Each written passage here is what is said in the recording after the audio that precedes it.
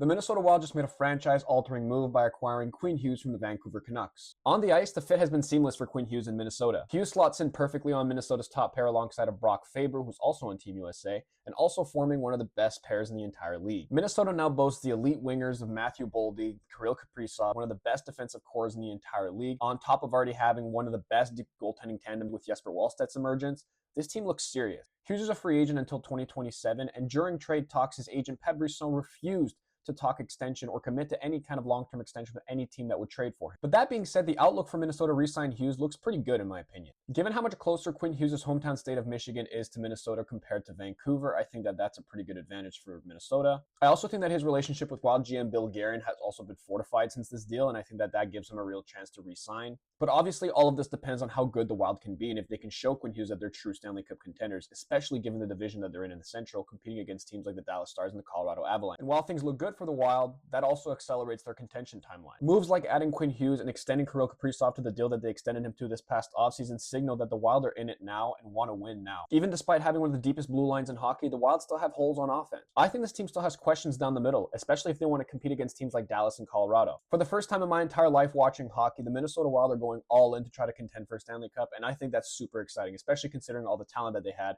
even before adding Quinn Hughes.